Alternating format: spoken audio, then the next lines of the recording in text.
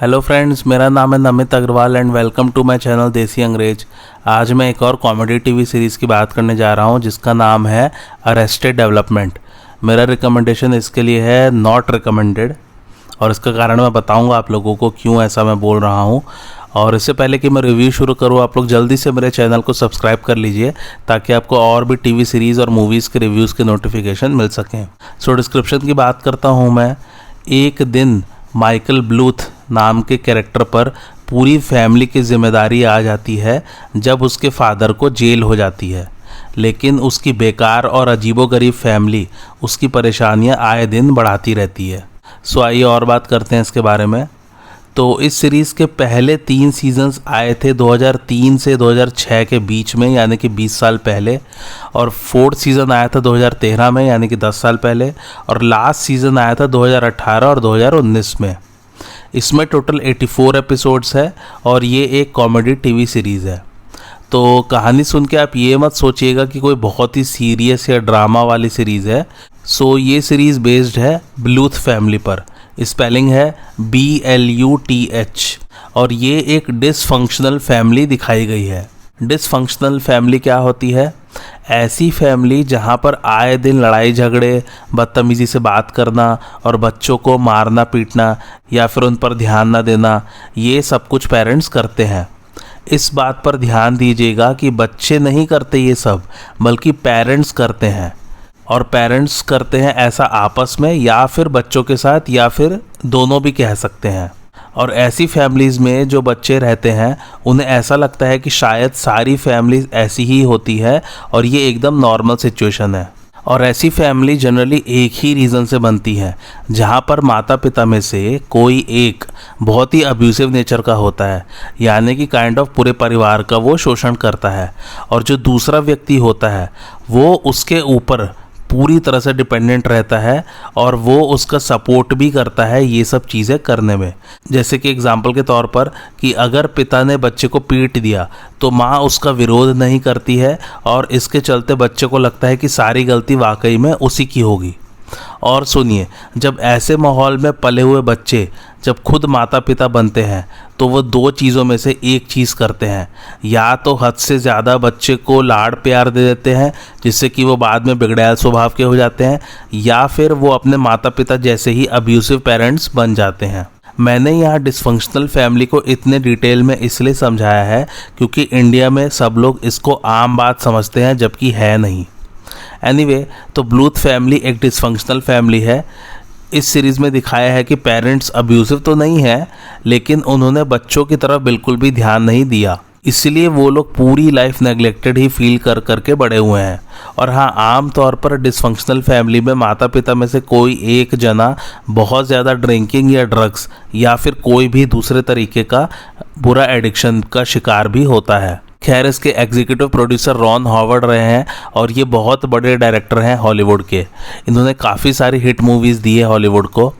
इस शो ने 6 prime time Emmy award जीते हैं और एक गोल्डन ग्लोब अवार्ड भी जीता है। और रॉन हॉवर्ड इस शो के नरेटर भी रहे हैं। ये शो शुरू में ज़्यादा हिट नहीं रहा था, इसलिए इसको 3 सीजन्स बाद ही 2006 में कैंसिल कर दिया गया था। उस समय रॉन हॉवर्ड एक कॉमेडी सीरीज़ बनाना चाह रहे थे, एक रियलिटी टीवी के तौर पर, और वो भी हैंड हेल्ड कैमरा से, जो कि आजकल बहुत पॉपुलर है। और उस समय बहुत सारे कॉरपोरेट अकाउंटिंग स्कैंडल्स हो रहे थे, यानी कि 2001-2002 की बात कर रहा हूँ मैं, जैसे कि एनरॉन स्कैंडल, एडेल्फिया स्कैंडल। और फिर रॉन हॉवर्ड ने मिचेल हर्विट्ज़ को बुलाया इस पर एक शो बनाने के लिए, और उन्होंने कहा कि अमीर से गरीब वाली एक स्टोरी दिखाई जाए, यानी कि राजा से रंक बनने वाली कहानी। रंक मतलब भिखारी। फिर इस आइडिया को पिच किया गया और ये आइडिया बिक गया, और इसमें बिडिंग वार हुई फॉक्स नेटवर्क और NBC नेटवर्क के बीच में, यानी कि कौन सा नेटवर्क इस शो के राइट जीतेगा और उसे बनाएगा। फाइनली फॉक्स पर यह शो दिखाया गया 2003 से। वैसे इसकी रेटिंग की बात करें तो वो है 8.7 और ये टॉप 250 टीवी शोज़ में भी आता है, और इस शो का रैंक है 92। अब आप ये सोच रहे होंगे कि इस शो ने इतने सारे अवार्ड्स भी जीते हैं, रेटिंग भी अच्छी है और टॉप 250 रैंकिंग में भी आता है, फिर मैंने रिकमेंडेशन नॉट रिकमेंडेड क्यों दिया है? बताऊंगा, सब्र रखिए आप सब लोग। खैर, इसको फिल्माने का तरीका बहुत ही अलग था, क्योंकि ये किसी स्टेज पर नहीं फिल्म हो रहा था या लाइव ऑडियंस के सामने भी नहीं फिल्म हो रहा था। ये बस एक हैंड हेल्ड कैमरा से शूट हो रहा था और इसका स्टाइल था काइंड ऑफ डॉक्यूमेंट्री और रियलिटी टीवी का मिक्स स्टाइल। काफ़ी सारे जोक्स कंटिन्यूसली चलते रहते थे। मतलब कि मान लीजिए आपने कोई जोक फर्स्ट एपिसोड में देखा तो उसका रेफरेंस लेके कोई दूसरा जोक भी बन सकता है सेकंड या थर्ड या किसी भी एपिसोड में। तो अगर नया बंदा इसे कहीं से भी या किसी भी एपिसोड से देखना शुरू करता था तो उसको कहानी और जोक्स दोनों ही समझ नहीं आते थे। जबकि कॉमेडी सीरीज़ में ऐसा नहीं होता है। उसमें 99% ऑफ द टाइम एक कहानी नहीं चलती है पूरी सीरीज़ में या सीज़न में। छोटा मोटा कोई बहुत ही माइनर से चेंजेस होते रहते हैं, बट मेजर कुछ नहीं होता है।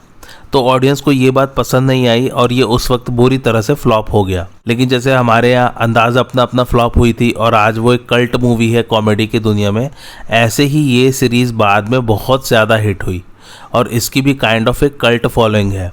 मतलब कि कुछ पर्टिकुलर तरह के लोग हैं जिन्हें ये सीरीज़ बहुत ही पसंद आएगी और शायद मैं उनमें से नहीं हूँ। एनीवे, इस सीरीज़ के नरेटर रॉन हॉवर्ड रहे हैं, जैसे कि मैंने बताया ही, और वो नरेट करते करते कैरेक्टर्स पर भी ह्यूमर या कॉमेडी करते रहते थे और उन पर कमेंट्स भी पास करते रहते थे। जब इस शो के कैंसिलेशन की बात चल रही थी तब ये अफवाह फैल गई थी कि इसे शो टाइम नेटवर्क पर दिखाया जाएगा और ये शो कैंसिल नहीं होगा। लेकिन वो अफवाह ही थी और राइटर और क्रिएटर मिचेल हर्विट्स ने कहा कि मुझे जितनी कहानी दिखानी थी मैंने दिखा दी है। कहानी ज़्यादा खींचने से कोई मतलब नहीं है क्योंकि इससे शो की क्वालिटी गिर जाएगी। एनीवे, आइए इसके प्लॉट की बात करते हैं। तो ये शो की कहानी चलती है ब्लूथ फैमिली मेंबर्स के इर्द गिर्द। तो ब्लूथ फैमिली को बहुत रईस फैमिली दिखाया गया है, लेकिन अचानक से ही वो लोग गरीब हो जाते हैं। बट इसके बावजूद फैमिली मेंबर्स अपनी महंगी लाइफस्टाइल जीना नहीं छोड़ते हैं। माइकल ब्लूथ इसमें मेन लीड में है, जिनका किरदार निभाया है जेसन बेटमैन ने। और माइकल अपनी फैमिली को एक साथ रखना चाहता है और सही चीज़ करना चाहता है जिससे कि फैमिली इस आपदा से मिलकर निपट सके। बट किसी भी फैमिली मेम्बर को कोई मतलब नहीं है और सबके सब मटेरियलिस्टिक चीज़ों के पीछे भागते रहते हैं और सभी स्वार्थी हैं और सभी एक दूसरे को अपने मतलब के लिए मैनिपुलेट करते रहते हैं। ओवरऑल लालची, स्वार्थी और बहुत ही घटिया किस्म की फैमिली है ब्लूथ फैमिली। एनीवे, माइकल की पत्नी मर चुकी है और वो सिंगल फादर है और उसके बेटे का नाम है जॉर्ज माइकल और वो भी अपने पिता जैसा बनना चाहता है।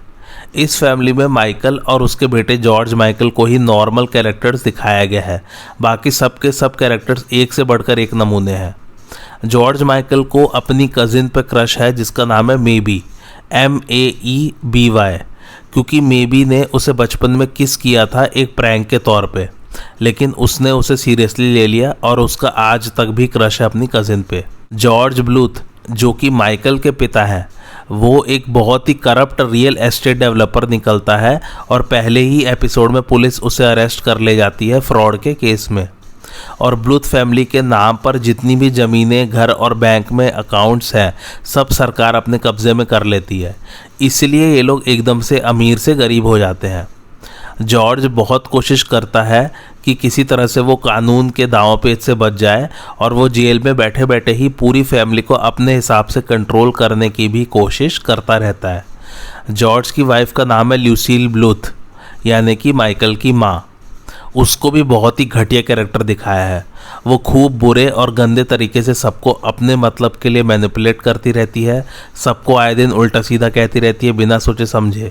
और उसको भी मटेरियलिज्म से लगाव है, मतलब कि दुनिया की चीज़ों से, और दिन भर दारू पीती रहती है।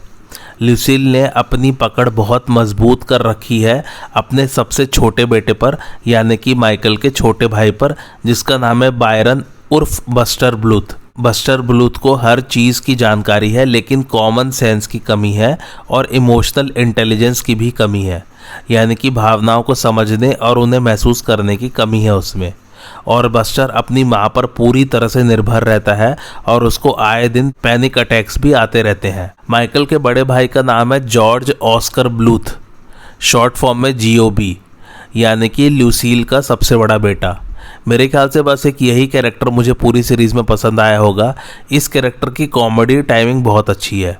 ये एक अनसक्सेसफुल जादूगर है, लेकिन जीओबी को अब मैं आपसे गोब कहूँगा, लेकिन गोब खुद को एक प्रोफेशनल जादूगर समझता है। वो आए दिन नए नए बिजनेस के स्कीम्स लाता रहता है जो कि अक्सर फेल हो जाते हैं या गोब खुद ही उन्हें बीच में छोड़ देता है। गोब माइकल से लड़के के मामले में कंपटीशन करता रहता है, जबकि माइकल का ऐसा कोई इंटेंशन नहीं है और गोब बस्टर को बहुत बुली भी करता रहता है। माइकल की एक जुड़वा बहन है जिसका नाम है लिंडसे ब्लूथ और उनका किरदार निभाया है पोर्शिया दी रोसी ने। अच्छा, बस्टर ब्लूथ का किरदार निभाया टोनी हेल ने, ल्यूसिल का किरदार निभाया स्वर्गीय जेसिका वॉल्टर्स ने और गोब का किरदार निभाया विल आर्नेट ने। खैर, लिंडसे भी बाकी फैमिली मेंबर्स की ही तरह है, उसे भी बस संसार की चीज़ों से प्यार है और उसका कैरेक्टर वैसा है, वो जो बोलते हैं ना, रईस बाप की बिगड़ी हुई औलाद, बस वैसा ही। और वो हमेशा जानबूझकर ऐसा कुछ करती है जिससे कि वो हमेशा सेंटर ऑफ अटेंशन बनी रहे और अपनी सोशल इमेज बनाए रखने के लिए वो आए दिन कुछ भी नए नए सोशल कॉज पकड़ती रहती है और दिखावा करती है कि मैं उसके लिए काम कर रही हूँ, जबकि उसको सिर्फ पॉपुलैरिटी चाहिए रहती है उन सब से। लिंडसे की शादी हुई है टोबायस फुनके से, जिनका किरदार निभाया डेविड क्रॉस ने।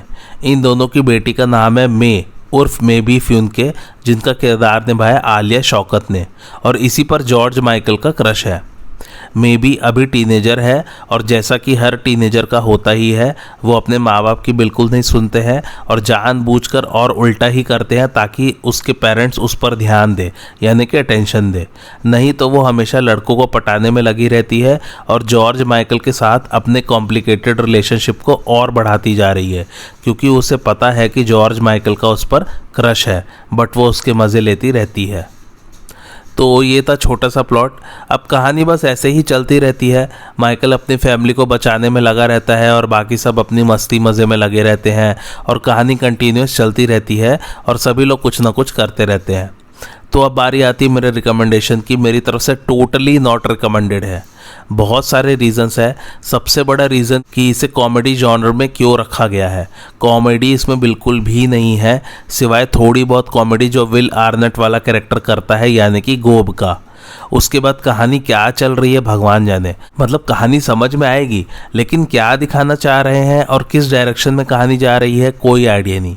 खैर, जनरली कॉमेडी सीरीज़ में ऐसा कहानी होती नहीं है, बट फिर भी टोटली रैंडम चल रही है कहानी। और ये दूसरी कॉमेडी सीरीज़ की तरह स्टैंड अलोन एपिसोड्स तो है नहीं, इसमें सीरियली ही चल रही है कहानी। तब तो फिर ढंग की कहानी होनी चाहिए ना।